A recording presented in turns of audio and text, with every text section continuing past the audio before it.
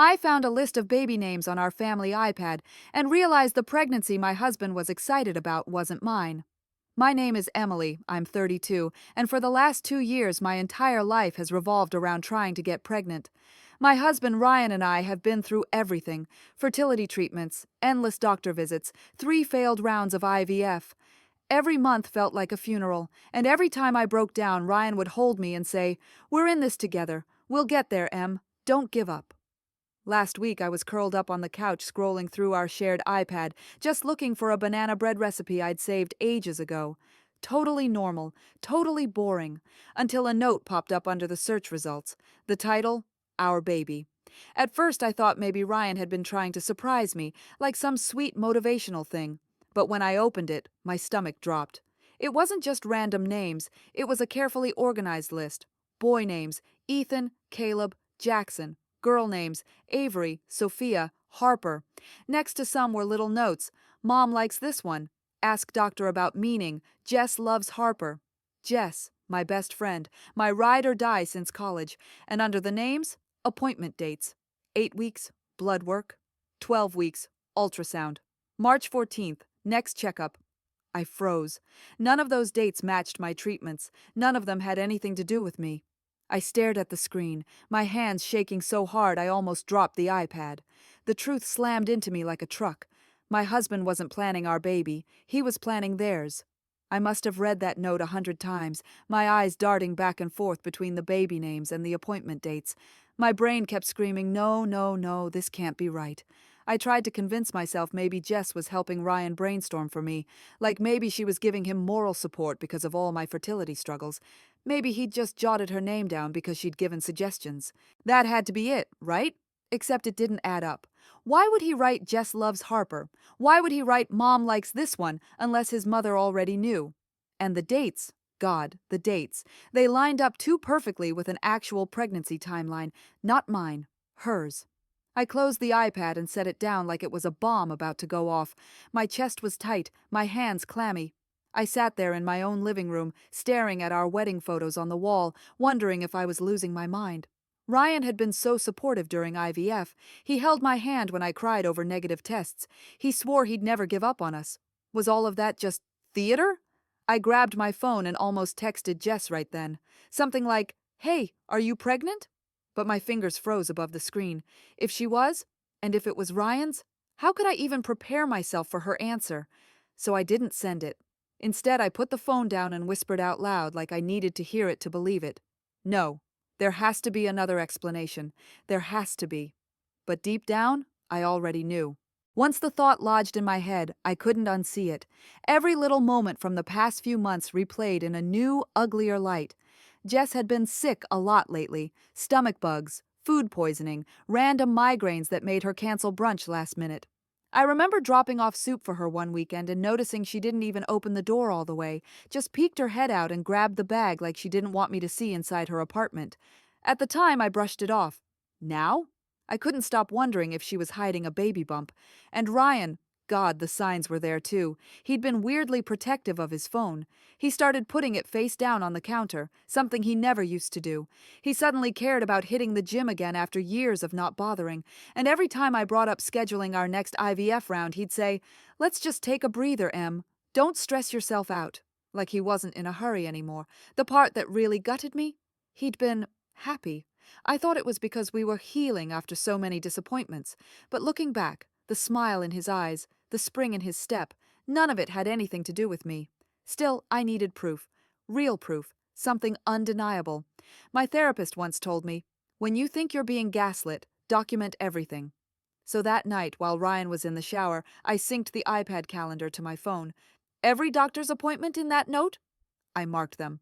I told myself I'd figure out exactly who was going on those visits, and if my gut was right, it would shatter everything I thought I knew about the two people I trusted most. The next morning, I opened my email at work and noticed something I'd ignored 1,000 times before: the insurance portal notification. Usually I'd just delete it, but this time I clicked. I don't even know what I was expecting. Maybe confirmation of my own fertility claims. Instead, my stomach dropped.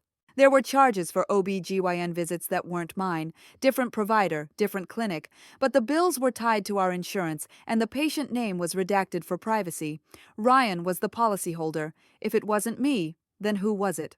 That same day, I checked our joint bank account, a $200 charge at a boutique maternity store downtown. I stared at it until my vision blurred. We'd never bought anything like that before, not even when I begged to look at baby stuff. He'd said it was too soon. But now he was spending money there? For who? That night, I played dumb. I asked Ryan casually what he wanted for dinner, and while he scrolled DoorDash, I glanced at his Apple calendar. Synced. Clean. Too clean. No doctor's appointments. No notes, which meant he was hiding them somewhere else. But I already had the dates copied from the iPad note. The next appointment was less than a week away. March 14th, 10 a.m. I added it to my own calendar with one word. Truth. But the hardest part wasn't Ryan. It was Jess. She texted me that night, asking if I wanted to come over for wine, and I stared at the bubbles forming on the screen, my throat burning. Did she know I knew? Was she just testing me? I typed back, sorry, busy tonight, but in my head I was already planning how I'd finally catch them. March 14th felt like the longest morning of my life. I told my boss I had a dentist appointment and drove across town to the clinic address I'd pieced together from the insurance bill. My hands were shaking so badly on the steering wheel, I had to pull over once just to breathe. The waiting room was modern, all soft lighting and neutral colors, with a giant sign, Women's Health and Maternity Care. My stomach twisted. I didn't belong there, not as a patient, not as a wife trying to surprise her husband, but as a detective in my own life. I sat in my car across the street, heart pounding every time the door opened. At 9:55, I saw her. Jess, my best friend. She was wearing a loose hoodie, but even from a distance I could see it, the curve of her stomach unmistakable. She pushed the door open with one hand while cradling her belly with the other, and then, seconds later, Ryan's car pulled up. He got out, looking casual, even cheerful. He leaned down and kissed her on the cheek before holding the door for her, like it was the most normal thing in the world, like they weren't detonating my entire life with every step. I sat frozen, watching them disappear inside. My chest felt hollow, like I'd been scooped out with a shovel. There was no denying it anymore, no excuses left. It wasn't paranoia, it wasn't hormones or stress, or me imagining things. My husband and my best friend were having a baby together, and they were walking into that clinic like a family. I don't even remember how long I sat in that car. At first I couldn't breathe. It felt like someone had punched a hole straight through my lungs. One second I was sobbing so hard my whole body shook. The next I was gripping the steering wheel so tight my knuckles turned white. I wanted to storm inside. I wanted to scream, throw chairs, demand the whole waiting room look at them and know what they'd done. But another voice cut through the chaos. Don't give them the satisfaction of calling you crazy. Don't give them a scene. Get the proof. So instead, I pulled out my phone. I snapped a photo of Ryan's car parked right in front of the clinic sign, another of the time and date on my dashboard. I even zoomed in on the clinic door as Jess walked in, hoodie pulled over her head. My hands were trembling, but I forced myself to take a deep breath. This wasn't just betrayal. This was a cover-up, months of gaslighting, making me feel insane while they built a secret life together. By the time they came out an hour later, holding a folder of ultrasound printouts, I was done crying. I ducked low in my seat, phone camera clicking. Ryan held the door open again, and Jess laughed at something he said. That laugh, the same one I'd heard at my wedding, at our girls' nights, during every milestone of my adult life, it made me want to throw up. I drove away before they could see me, not because I was scared, but because I had what I needed, undeniable proof. And for the first time in weeks, I felt something sharper than grief. I felt power. That night, I cooked Ryan's favorite, lemon chicken with roasted potatoes, and forced myself to play the role of doting wife. He walked in, kissed my cheek, and said, "Wow, babe, this looks amazing." I wanted to shove the roasting pan through his lying face. Instead, I smiled and asked about his day, because now it wasn't about emotion. It was about building a case. After dinner, while he showered, I opened my laptop and started a new folder labeled Insurance. I downloaded every single claim from the past 6 months. Side by side, the pattern was clear. Regular OB visits, lab tests, ultrasounds. Not one connected to me, all billed under his policy. Next, the bank statements. I highlighted purchases that screamed maternity, Target baby section, prenatal vitamins, Whole Foods with lines of organic items Jess always bragged about. And there it was again. The boutique maternity shop. Multiple charges, not just one. I started screen recording everything, every PDF, every statement, every timestamp. I even took photos with my phone of my laptop screen, just in case Ryan somehow wiped the files later. The last step was syncing the iPad calendar again. He'd deleted the March 14 note, but he didn't know I already had it logged. I took screenshots anyway. By the time Ryan got out of the shower and slid into bed beside me, I had a digital arsenal waiting in the cloud. He kissed my shoulder, whispered, "I love you," and drifted off. I stared at the ceiling, my chest hollow, but my mind sharp. If they wanted to treat me like I was crazy, fine. I'd be the craziest woman they'd ever underestimated. I decided to push outward. Jess could lie to my face. She'd clearly been doing it for months. Ryan was a professional gaslighter at this point, but third parties? Paper trails? Those don't lie. So the next morning, I called the insurance company. I told them I needed clarification on a bill, pretending to be confused about the codes. The rep on the line cheerfully explained that the charges were for prenatal visits, routine checkups, labs, ultrasound imaging.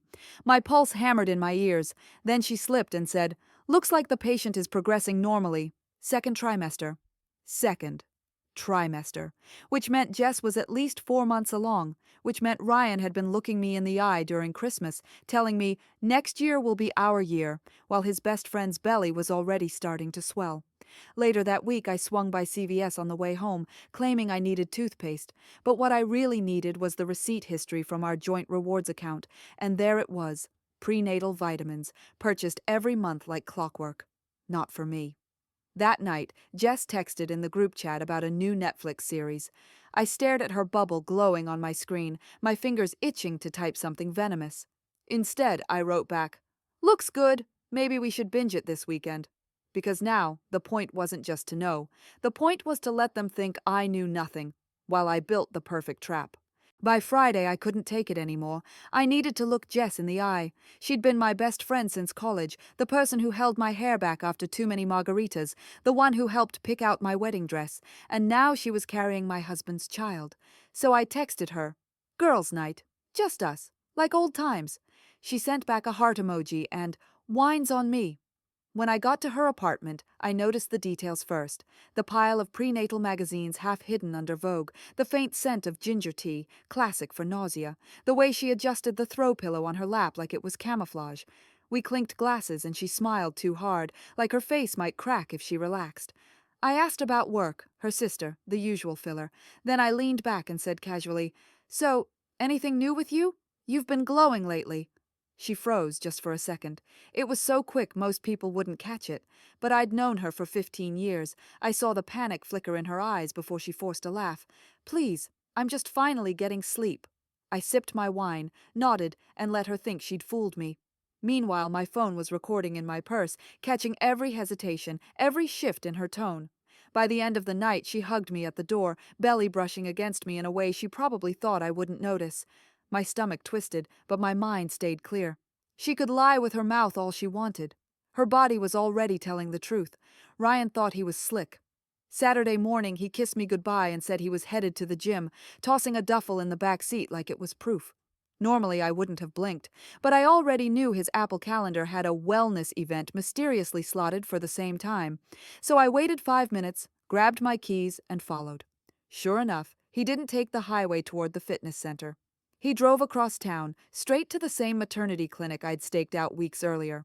My hands shook as I pulled into a Starbucks across the street. He went inside carrying that same duffel. I zoomed in with my phone camera when he came back out an hour later, holding a white envelope tucked under his arm. Ultrasound printouts. I'd bet my life on it.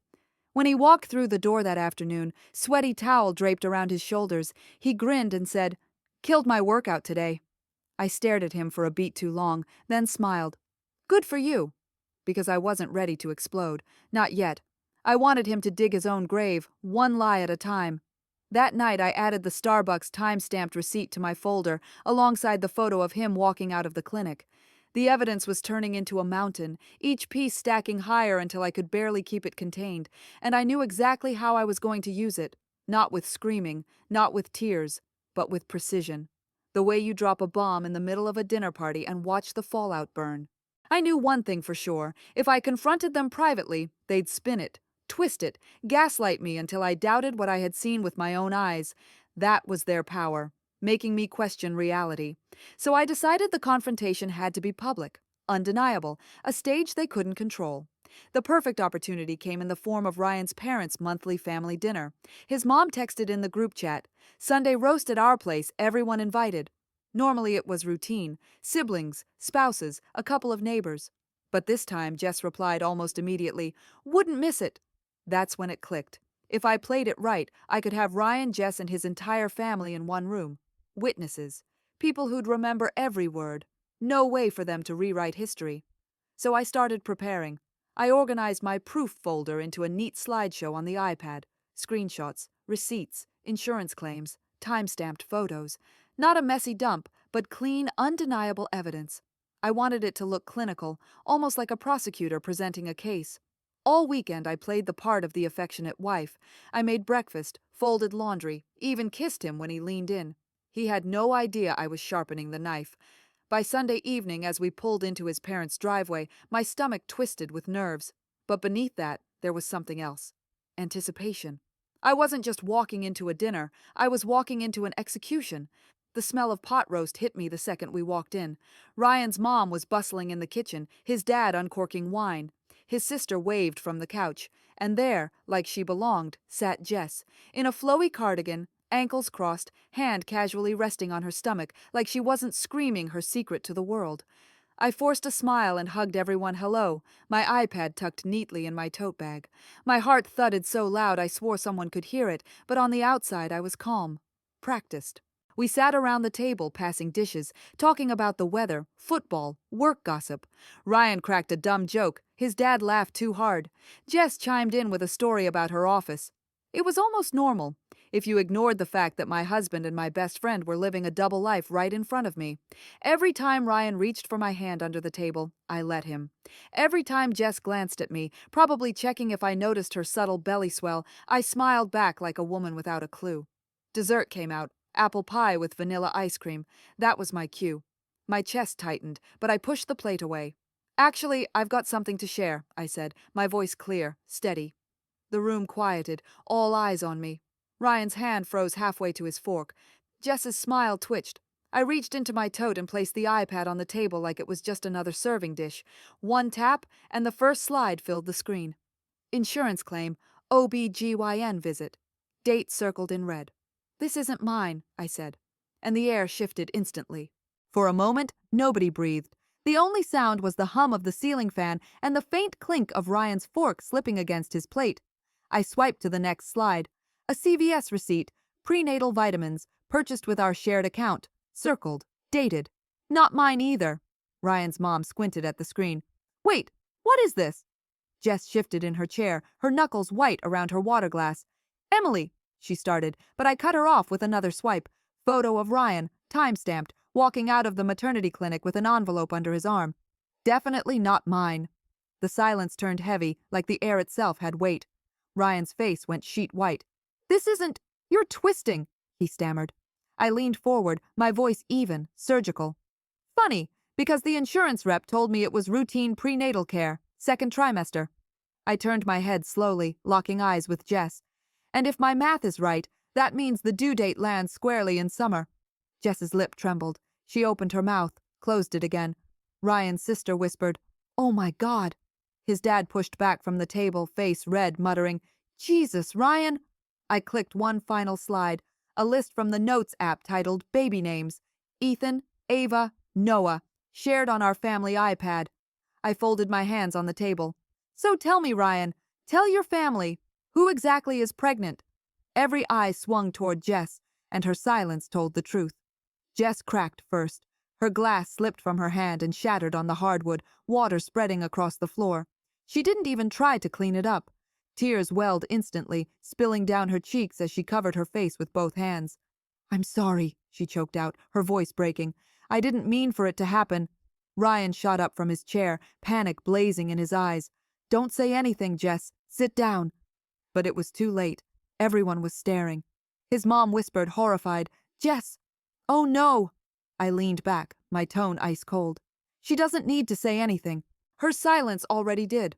Ryan's voice rose, desperate.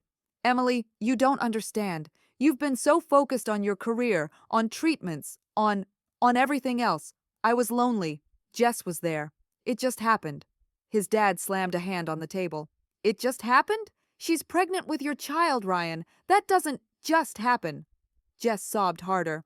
I didn't want it to go this way. I thought. You thought what? I snapped. That you could steal my husband and build a family with him while I sat here thinking you were my best friend? The room fractured.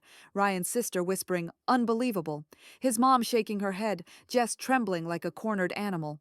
Ryan reached for me, pleading, "Emily, please, we can fix this. Don't throw away our marriage." I looked at him, then at Jess, then at the slideshow still glowing on the iPad. You threw it away the second you chose her. And for the first time, I felt the power shift entirely to me. I stood up slowly, the chair legs scraping against the floor like a gavel striking. My hands weren't shaking anymore. For weeks I'd been collecting evidence in secret, afraid I was crazy, afraid I was the one losing touch with reality. But now, the truth was sprawled out on the table for everyone to see. Ryan reached for me, but his sister's voice cut through like a blade. "Don't you dare touch her!" She turned on him, fury etched across her face. "You destroyed your marriage. You humiliated Emily. And with Jess? God, Ryan, she was family." Jess sobbed into her napkin, whispering, "I'm sorry," over and over, but no one moved to comfort her. Ryan's dad just shook his head, muttering, "You're not the son I thought I raised." Ryan tried again, desperate now. "Emily, please, we can talk. We can go to counseling. I'll end it with Jess." I laughed. Not bitter, not broken, just a sharp, humorless laugh that made him flinch. "You already ended it, Ryan. You just didn't realize it until tonight." I picked up the iPad, slid it back into my tote, and looked around the table. "Thank you all for dinner, but I think I'm done here." The room stayed frozen as I walked to the door. Behind me, voices erupted, Ryan's mother snapping at him, Jess wailing, his dad cursing under his breath. But I didn't turn back. The night air hit me like a baptism. Clean, cold, free. And for the first time in years, I wasn't the one carrying the weight of lies. I drove straight past our house that night. I couldn't stomach the idea of stepping back into those walls, knowing they reeked of betrayal. Instead, I checked into a Holiday Inn off the freeway. The clerk asked if I needed the room for one night or multiple. I heard myself say, "Indefinite." Sitting alone on the stiff white bedspread, I opened my laptop. No tears this time, no spiraling. Just action. I pulled up the contact for the divorce attorney I had quietly consulted 6 months ago, back when my gut first whispered that Ryan wasn't faithful. Back then, I'd convinced myself I was being paranoid. Turns out my instincts had been sharper than I gave them credit for. I sent her an email. "It's time. He's been unfaithful with my best friend. I have evidence. Please advise on next steps." I hit send before I could second guess it. Then I opened our joint bank account. Every suspicious charge I'd flagged weeks earlier looked different now. Uber rides across town, dinner receipts from places I'd never been, Target runs that lined up with Jess's appointments. Proof that not only was he cheating, but he'd been funding his little fantasy world with my income. By the time I shut my laptop, a plan was forming. This wasn't going to end with me screaming in a kitchen. It was going to end with me reclaiming everything he thought he could take from me. Tomorrow, I would call the lawyer. Tonight, I was finally going to sleep in peace. Ryan called me 3 times before breakfast, each voicemail sounding more frantic than the last. First the soft pleading tone, then defensive anger, then the pitiful, "We can work this out, Emily. You know we can." But I didn't answer any of them because I was already sitting in Patricia's law office, sliding a thick folder across her desk that contained screenshots, receipts, and the insurance claims printouts that tied him and Jess together. Patricia flipped through them with the calm precision of someone who had gutted men like Ryan for a living, nodding once before saying, "This is airtight." And for the first time since everything exploded, I felt an almost dangerous calm settle over me, like the storm had passed and I was holding the wheel now. She explained how the house was mine since I had purchased it with inheritance money, how his reckless use of our joint funds on another woman could be counted as dissipation of marital assets, how the courts would likely side with me on every financial front, and as she outlined timelines, 30 days for him to vacate, papers filed today, hearings scheduled within weeks, I realized Ryan thought last night had been the end of my breakdown, but it was actually the beginning of his. The papers were served on a Wednesday afternoon while Ryan was at his office, and I know the exact moment because my phone lit up with his name less than 20 minutes later, buzzing over and over like a dying thing. I didn't answer, but later I listened to the voicemail where his voice cracked between fury and panic. Emily, what the hell is this? You can't be serious. You can't just throw away 8 years because of one mistake. And hearing him call 2 years of lies and a pregnancy with my best friend a mistake made me laugh out loud in the quiet of my hotel room. By that evening, his family was calling too, his mother begging me to be reasonable, his sister urging me to think of the good years, while Ryan sent me long texts about counseling and second chances, but I just screenshotted each one and filed them away like evidence of a man still trying to gaslight me, even as the law was already dismantling the life he thought he controlled. The irony was delicious. He still believed he had the power to negotiate with me, but the truth was, the moment he signed for those divorce papers, every card was in my hand. 3 days after he was served, Ryan showed up outside the hotel where I was staying, standing by my car with dark circles under his eyes and that desperate look I used to mistake for love. He begged me not to ruin him, saying he couldn't find an apartment because no landlord would approve his income, that the city was too expensive on just his salary, that maybe I could let him stay in the house just until things calmed down, and the audacity nearly made me choke. This was the same man who threw parties in my home with my best friend's pregnancy at the center, who let me believe I was paranoid when I asked if something was wrong, and now he wanted shelter under the same roof he had poisoned. I told him flatly that he had 30 days, no extensions, no sympathy, and when he started crying in the parking lot about how Lisa's apartment was too small for a baby, how his mom and brother wouldn't take him in, I realized the truth. All those people who begged me to forgive him weren't willing to clean up his mess either. They wanted me to carry it alone like I always had. I walked past him without another word, and the sound of his voice cracking behind me felt less like heartbreak and more like justice. By the time Ryan finally dragged his boxes out of the house, the locks were already scheduled to be changed, and watching the movers carry out his worn suits and gaming console felt surreal. This was a man who once bragged about our dream life, now reduced to begging friends with pickup trucks for help. Within a week, I heard through mutual acquaintances that he'd signed a lease on a dingy studio apartment across town, a place with peeling paint and coin-operated laundry, the kind of life his 45K salary actually afforded him without me propping it up, and the irony wasn't lost on me. He had destroyed our marriage chasing a fantasy with Jess, only to land in a one-room box that smelled like mildew. Meanwhile, I was back in our house, my house, repainting the bedroom, ripping out the curtains Jess once helped me pick, filling the silence with my own playlists instead of his excuses, and every stroke of the brush felt like an exorcism. Ryan kept texting, little things like, "I miss you," or "Can we talk?" But I didn't answer, because for the first time in years I wasn't carrying his weight, and the peace of that was worth more than anything he could ever offer me.